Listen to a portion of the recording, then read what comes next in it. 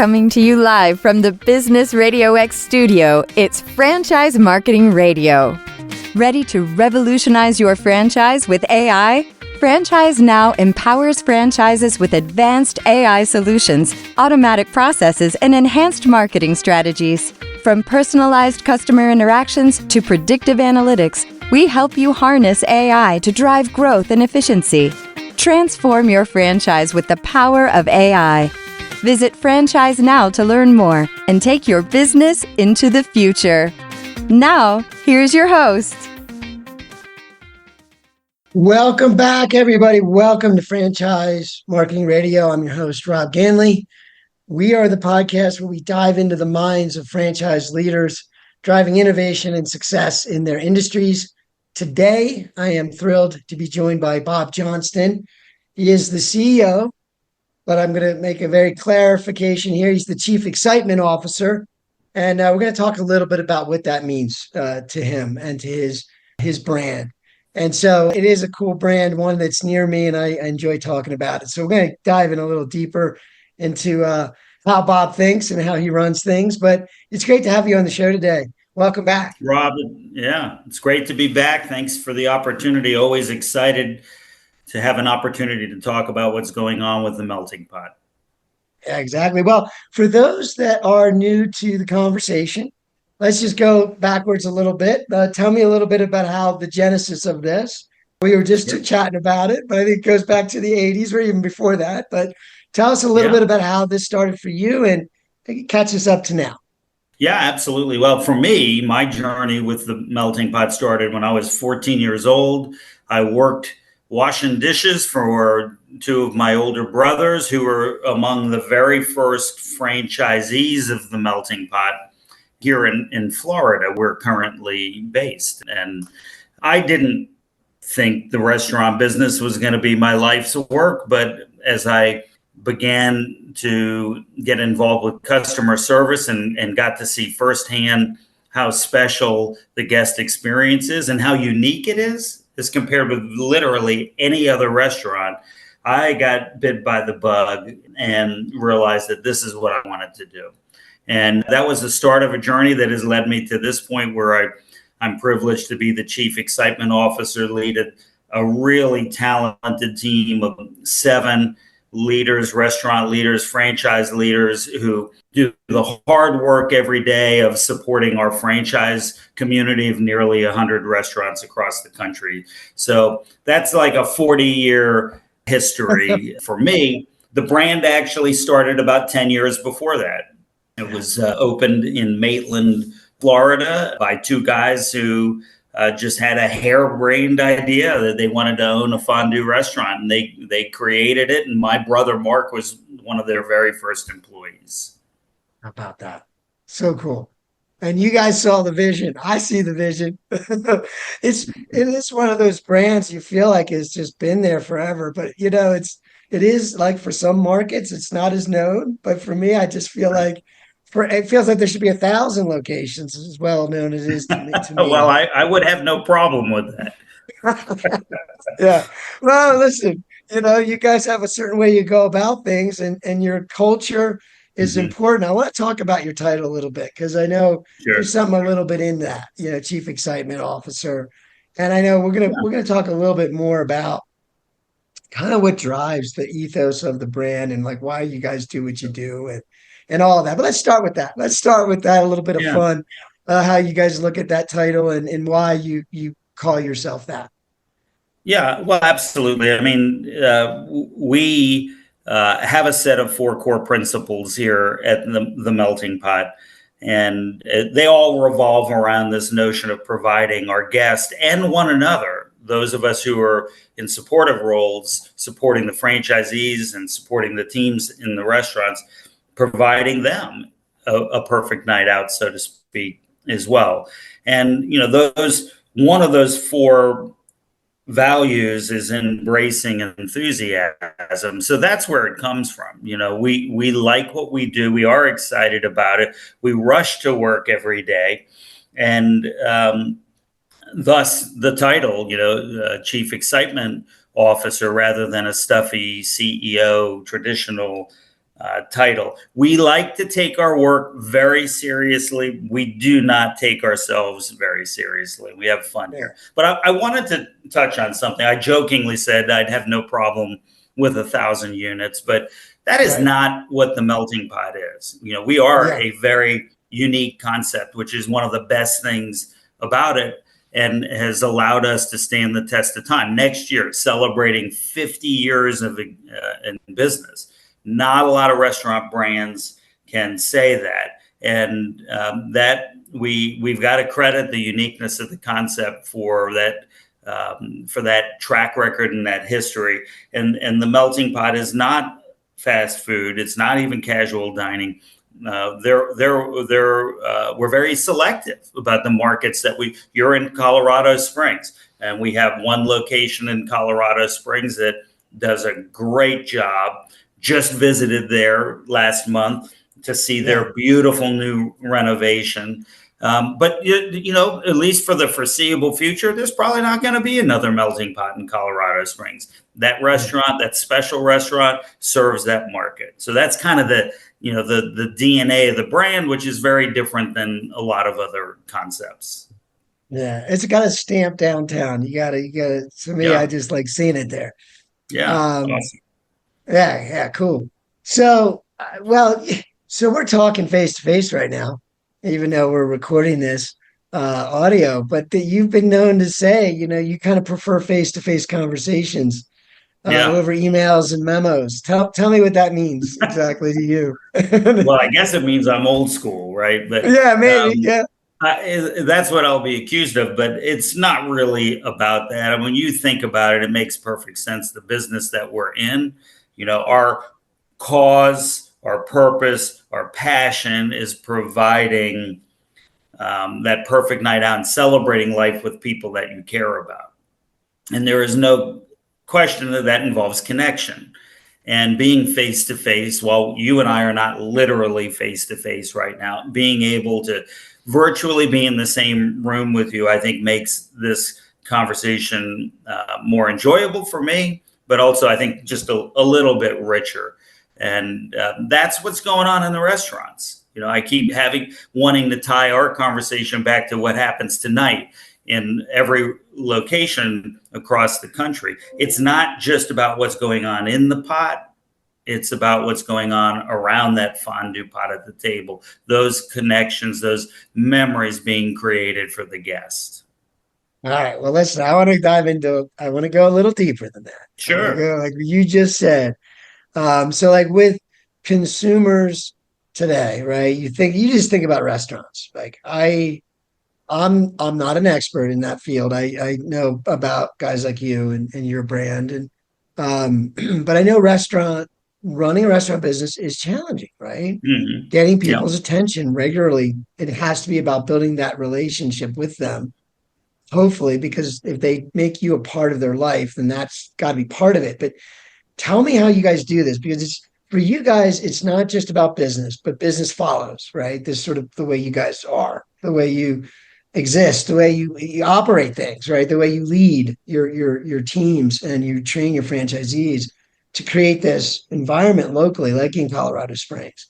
There's something to that. And you even have a little saying. So could you break that down a little bit? Like it is about this face to face and it is about these relationships. But tell me how you guys take it a little bit further, how you celebrate that. Yeah, well, I guess this is an easy one for me. Last week, we just conducted we refer to it as a franchise reunion. It's branded the Melting Pot Experience, where we had over 300 stakeholders in one place focusing on our reason for being and the heroic cause of the brand, and also our vision for the future and the growth of the brand. There's a lot of exciting stuff to talk about. Maybe we'll have a chance to get to some of that today. But not just our team here of more than 60 people supporting the franchise community, but also all of our franchisee business owners, their managers, operators who make it happen every single day in their restaurant, and our vendor partners who are a huge part of our success. So we all gather once a year for this melting pot experience, and it's a very exciting time for us. We align on what is important, what matters most, the things that we should be concentrating on and spending our time on, and we give each other energy, and that is a big part. One of the other 4 values for the brand is this concept of being passionately driven and have innate, curiosity that fuels innovation, and to be always hungry for what's next. And so, we devote a lot of energy to concentrating on that and kind of fill up that passion bucket for the busy season that lies ahead. Holiday time coming into Q4, very busy for us. First quarter, our so to speak, Super Bowl, Valentine's month. It's not a day for us. It's a day everywhere else. But with the melting pot, last year was leap year. So we say you've got 29 days to get it right for Valentine's. Guys like me need 29 chances. Yeah, that would be good. We've saved a lot of marriages, no question about that, and even been responsible for creating quite a few. We have a lot of people that get engaged in melting pot restaurants, which says something about the consumer's viewpoint of the brand. This is the place you want to go when you want to have a memorable experience, not just satisfy your physical appetite because you're hungry, but to satisfy that emotional appetite to escape and create memories, maybe even pursue some dreams for that young couple that's on a nervous first date, or maybe even getting engaged to be married. So that's what. Listen, I'd be nervous. Yes, I know it sounds a little corny. But this is what goes on here, and is the thing when let's talk about business. Okay, it is the thing that is a point of differentiation for the brand that has helped account for our success. What other restaurant brand can you say things like that about? So it's almost cult-like here amongst our community of team members at the Restaurant Support Center and our franchisees and our operators and our team members. But it is what it is. That's what we do, and we feel blessed to be able to do it. Well, I gotta say, talking to you whenever this is, I think, the second time, right? And I do feel that you guys just are that. Like, you just kind of function that way. It comes from you. You have this laid back way, but very clear, very clear. Like, this is how we are. This is how we function. I appreciate the compliment, but it's not me. It's really the DNA of the brand, and I subscribe to that and those values of the organization. And my expectation is that everybody else do that too. But it's not really about me. It's about the brand. I got to say, though, if you were striving for something, you just nailed it. It's like, it's not about the leaders, right? It's about something bigger than that leaders can plug into and be the example. Because then it always works forever. The brand will always be the brand. Yeah. Nice stuff. So real quick, there's another comment that I picked up on about you, the way you look at innovation. You mentioned earlier that the conference is a great opportunity for everybody to gather and innovate, think of ideas, always though around, lifting the experience of people that we care about, right? You guys think that way. People that come to the restaurant think that way. It's always like looking through a lens of, is this going to elevate the experience, I guess. So I'm going to ask the question, but I mean, how do you process, like you say, I like to look at a smaller number of high potential ideas. Like, how do you zero in when you kind of trying to balance, like, where do we prioritize? What does matter? Yeah, well, that's, truthfully, through history, that has been a challenge for the organization. And I don't think that's unique to us. A lot of entrepreneurial organizations are trying to do everything. And as we've matured as a company, leadership has been narrowing the focus to those most high potential ideas that have the ability to serve the brand best, but most importantly, serve the franchise community the best that we can. Our success as a franchisor comes through the franchisee's success first. Yeah. So that's really our focus in terms of innovation.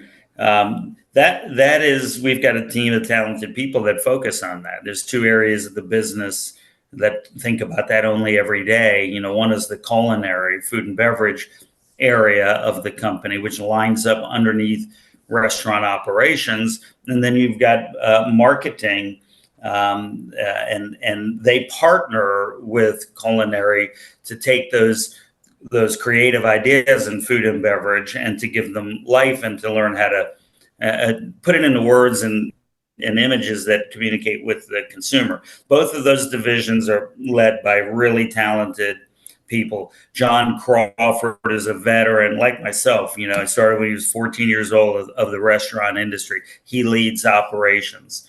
Anna Malmquist is our chief marketing officer, and she is a dyed-in-the-wool strategic marketer.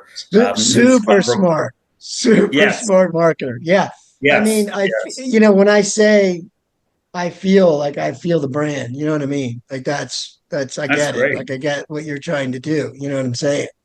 But yeah, we talked a lot we had a nice conversation, but yeah, I hear you. So let me ask you this. We talking about franchisees, talking about new markets, right? You have 100 locations, or you're in 100 markets, whatever that breaks down to be. But what, in terms of like your strategy moving forward, you mentioned a couple of things. One is partnering with local restaurateurs that are in markets, right? That might want to embrace what you guys are about, which I think is a pretty cool thing. Tell me a little bit about what you're doing there. I think it makes a lot of good sense, especially partnering with existing people that are already in the community. They care, right? They're already most of the way there. So tell me a little bit about this program that you guys have. Yeah, between in the fourth quarter of this year, Colin Benyo, who heads up our franchise development, by the way, he was a longstanding operator of Melting Pot, so he understands the concept forwards and backwards. He can explain what's beautiful about it to a prospective franchisee or somebody who's inquiring for more information.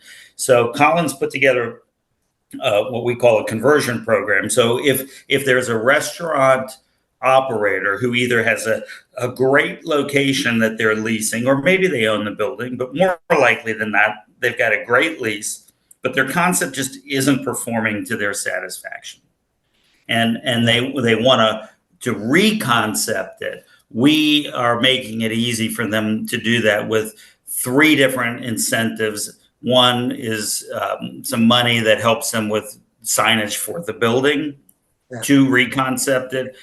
Secondly is some help with the cost of reconfiguring the restaurant to make it a melting pot. And thirdly is a reduction in the initial one-time franchise fee. So it's I'll admit, a bit of a needle in a haystack kind of strategy, because it's got to be a market that we're interested in. It's got to be a location that we like and we think works well when we use our site modeling and our financial modeling, very sophisticated tools. This site's got to look good. It's got to have a high chance of reaching the customer base that we want to reach. That individual who controls that site needs to be open to the idea of reconcepting it. So I don't know how many deals we'll do in the remainder of this year because of this program, but I know that we'll meet a lot of people, a lot of interesting people because of it. And maybe 1 or 2 of them will be the right fit, the right market, the right partnership, but we'll make a lot of new friends, and someday, maybe that turns into a growth opportunity for the brand elsewhere. So Yeah. That's what's going on now. This has been a good year of growth. We have 8 restaurants in the development pipeline right now, which are in various stages of development. And we're really excited about that. Most of those are franchise locations. Several of them are corporate stores that we're enlarging our footprint a little bit. We don't have a lot of company stores. We mainly concentrate on supporting the franchise community, but we are adding a few more for strategic reasons to help with training and brand building. So that's what's going on. This has been a very exciting and successful year for the brand. So if somebody listening to this podcast was interested in learning more, they can do that by going to our consumer website, which is meltingpot.com. There is a tab there, Own a Restaurant, that navigates you to meltingpotfranchise.com, where the program of how to learn more, discover more about the opportunity is laid out for you. And one of the first things you would do after indicating that you want to learn more is you'd get a phone call from Colin Benyo. And I'll say this, it's not a salesy kind of environment. We don't have anything to sell. This either is the right fit for you and we're the right marriage for one another or not. And so there's no high. It's not like a timeshare where you're not going to get your free luggage until you sit through the presentation. I have in 40 years with the brand, I have never had somebody come to Discovery Day here in Tampa, meet this team, and say that this was not a good use of their time. Yeah, right. They don't all decide to become a franchisee, and we don't approve all of them. Yeah, but everybody feels like it was a worthwhile interaction, and we leave as friends regardless of the outcome. Yeah. Well, it's all about experiences, isn't it? Like that's what you're doing with the franchisees, and they're doing for the customer. But we're doing that too with business ownership. Yeah. And the experience of learning about it. Like I always say it all the time. Like you guys are really smart people. Like go ahead and do an hour. Do it. Learn more. Pick up that phone if you think you've got what it takes. But it is about quality, and it is about the brand. That's what we've been talking about here today. To uphold that, for it to be what it is, it has to be something you guys take very seriously, and they do as well. Yeah. So the experience part is important. I'm just curious, like if someone is on the fence, maybe they are in a market where they're not sure. Maybe they have a great concept, or they have. See, to me, it's this. Let me ask you this: what is the thing that Melting Pot gives the restaurant tour? Right? Like we talked a lot about. Like for me, tell me if you agree, and maybe give your input on it.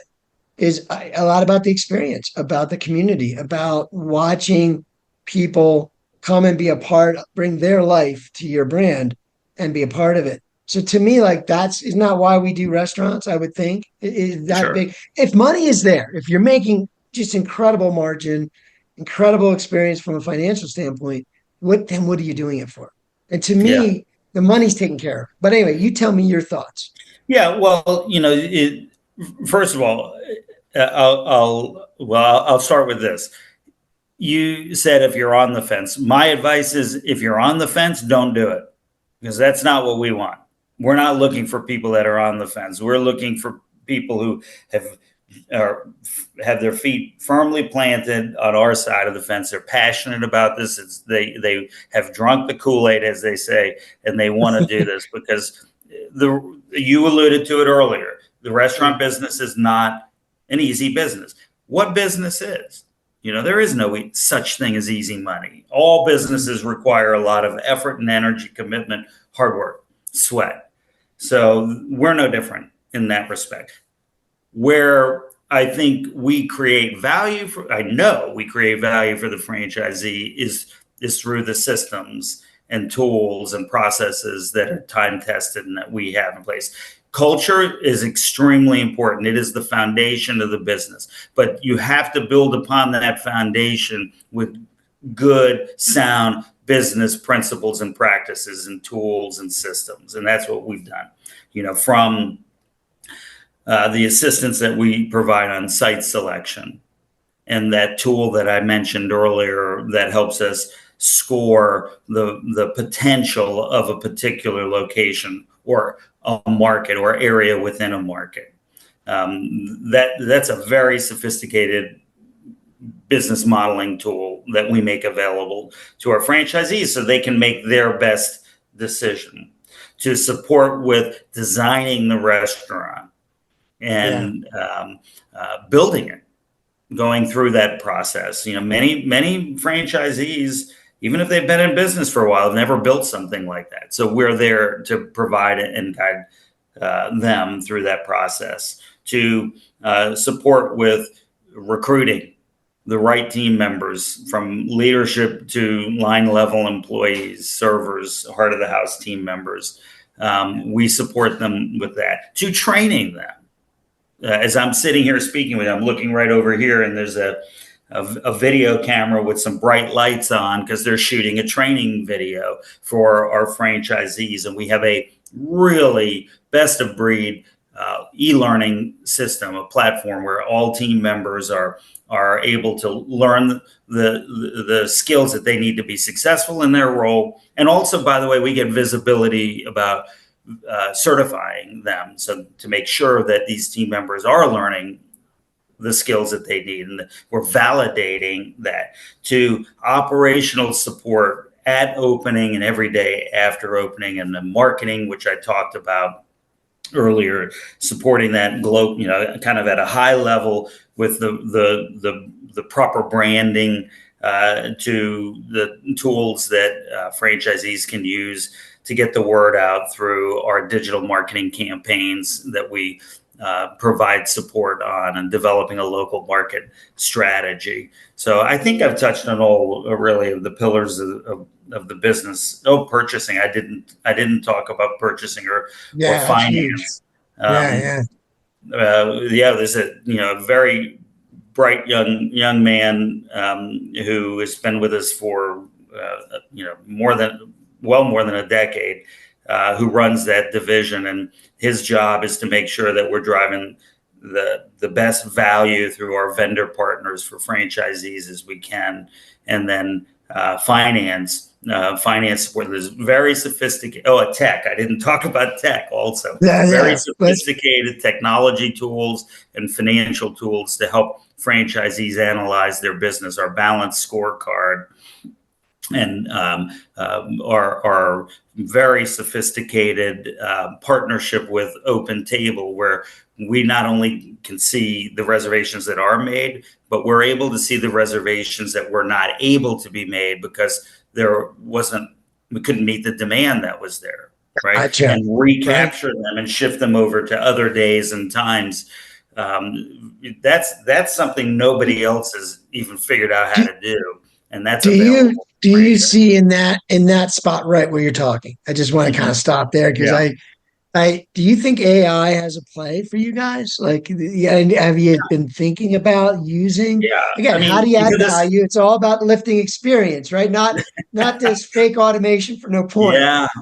But what do you think? Like, because it's all about experience, right? Do you think there's a play in there somewhere during that reservation process, or? Well, first of all, you're right. The connection is at the heart of the DNA of the brand, right? And so we're not going to be on the bleeding edge of AI. We'll let others stub their toe on that.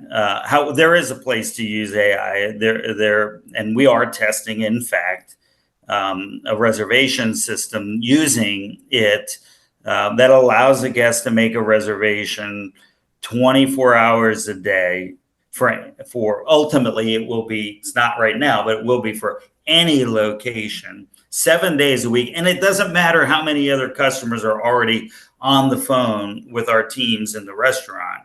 We can take that call. Whereas right now we can't do that.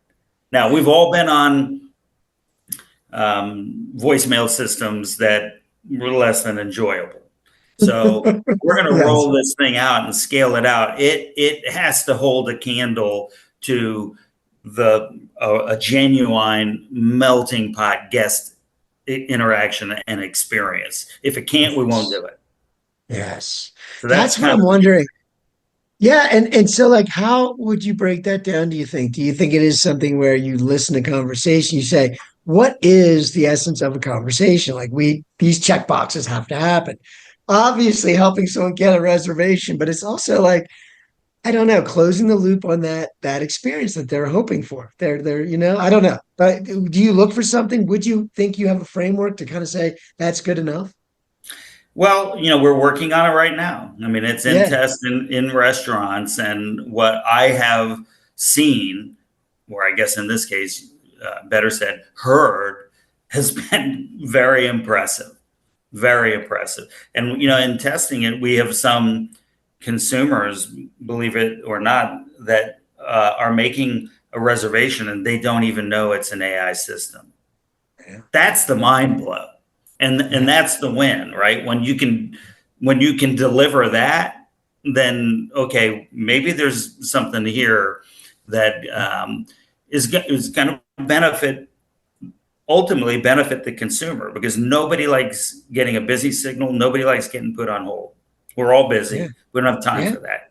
So if I Exactly. have a question I want it answered, I want to make a reservation, I want it now. If I want to cancel a reservation because my plans have changed, we want to make it easy for the consumer. So it's always through the lens of perfect night out for that guest, right?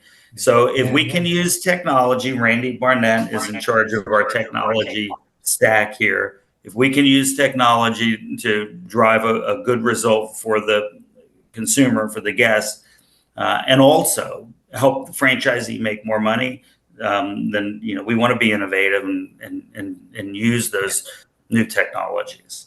Yeah, no, I appreciate that. And I ask it because I think we all have decisions to make in our businesses about it. I think what I see too is the next step that we haven't thought of is what time do I now have to do what the main thing is, right? So how can I elevate the experience of the guest? Well, if I'm no longer putting X number of time into something, now maybe it changes how we look at something else, right? I'm Yeah. thinking that net of it all is it should elevate the human experience. Yeah. That's what AI Yeah. should do. Great. Great. Yeah. Well said. You know what I mean? And if we, there is this a little bit of hesitation we all have, and like this idea of automation, and we're automating people out. It's not about that. It's about enabling more human connection. And I hear you, and I'm glad that you're thinking of it the way you are. I think as long as we're doing it that way, looking through the right lens, evaluating it the right way, then we're just going to keep making things better. So, Good. so that's the hope, right? Hey, at least Yeah. I got through. I didn't have to wait on hold. So. Exactly. Exactly. So there you go on that. Well, let me just kind of you were saying as you were kind of unpacking the experience of everything that goes into a melting pot, right? To launch one, Hmm. to get to this experience that you have in your community and this really enabling a person to kind of have the opportunity, in my mind, to make these connections in their community. There's a lot there. So, is there anything in your philosophy that would say, and I don't know if you agree with this, but like good is the enemy, or great can be the enemy of good enough, or like Yeah. perfectionism? Like, how do you, Yeah. as a guy that sees all this detail and you know what perfect looks like, I'm sure you do, but you have to sometimes say we need to get things done. There's a balance here, right? How do Hmm. you do that with so many Well, I think details? And I perfection think always being on the mind.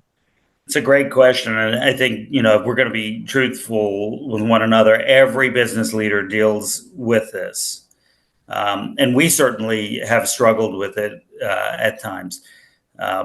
Yes, I heard it said. This is not my saying. Somebody who our team heard speak said it's good enough to move on. And that's a different way of saying perfection is the enemy of the good, right? Yeah, And yeah, we have struggled with that because we need to drive things forward and not get wrapped around the axle. But there's conflict, and conflict exists, and It's good to have conflict. The conflict is we also believe in delivering the perfect night out, right? So we want it to be perfect, but at what point is it good enough to move on so that we actually get to put it into play and see how the consumer feels about it? Because the reality is you don't know anything until you put it in front of a guest. Yeah, You right. spend all kinds of time on a whiteboard and in committee meetings, ideating, but until you put it in front of a guest, and we know this to be true from personal experience, you don't know anything. So the question becomes, how quickly can we get something in front of the consumer so they can help us perfect it? That's the question. Yeah, there you go. That is a perfect. It's kind of like in our world, like in my world, technology and marketing. It's so much about experimentation. And I often tell I'm doing the same thing. I'm like, just get out there and start getting feedback Yeah. loops. Because if you don't do that, that's like 90%. I mean, yes, there's some common sense to put forth before you put it in front of the consumer. But the faster you can do that and the more open-minded you can be, the better. Yeah. Because then you really learn when the consumers give you the feedback, Yep. which is invaluable. So if you're coming from a place, I'm asking you your advice. Okay. So your advice to someone in a business, this is a branding question. How do you get to a place like where you are? If you're saying we need this brand to convey one thing, because everything we just talked about, where great can be the enemy of good enough and lots of detail, but we're balancing quality and innovation and all this. You're saying, look, there's a balance there, but you still at the end of the day are trying to get something in operation to make the impact that the brand represents. How does a business get to that? Is there a path, a starting point? If you say, I don't even know what my brand is, I'm not even sure. Yeah. Like how do you create something like Melting Pot where you have a common lens that everybody looks through? Yeah. Is there a Well, first step to that? I don't know. Maybe it's too in well, depth. it's been a long time since I took that first step, but in a way, we get opportunities every day to think about that very good question that you've posed. Yeah. And I'm going to, I'm not ducking your question, but I'm going to tell you that we have been very fortunate to have such a great and unique concept to work with, to Yeah. build a brand around, Yeah. right? Yeah. So, we got lucky, I guess you would say, and I think our franchisees who become a part of the family get lucky too because they hitch their wagon to that. But I guess what I would say, one reflection that I have on that is that we all love our own ideas. I am absolutely guilty of that, and kind of divorcing yourself of your I'm a passionate individual. It's one of our principles here, right? Embrace enthusiasm. But there is a moment where you have to divorce yourself of that so you can live in the real world and decide whether this idea, this product, this service that maybe you're considering investing in or getting behind or trying to scale is something that anybody else cares about, or is it just me? So that's a tough thing to do. And we all say we like feedback, but nobody really enjoys hearing things that don't line up with the way they feel, right? Right. So we have to work against that truism of life and be able to hear the things that we don't want to hear that'll help us prove out whether we got something worth investing in or not. Honesty. I hear Yeah. honesty. Be honest with yourself. Um, so just in terms of just wrapping things up, Sure. and I want to kind of frame this question for you because you've been doing this for a long time with the brand. You've been building this thing. Is there a place in say 10 years that you're hoping? Is it just more markets, expansion? Obviously, you do good work wherever you are. I think that's amazing. But is there something you see that you're hoping it gets to? Is there something in your mind's eye, or is it just more of the same? Well, our niche that we focus on is fondue. So for us, earlier we talked about driving focus, right? Yeah. Our focus is the melting pot. It is fondue. We have owned and operated other concepts before, and we've had some success with that, and some things maybe not quite as successful. But right now, and from here forward, our focus is on growing the melting pot brand. You're probably not going to see any surprises coming from us, Yeah. right?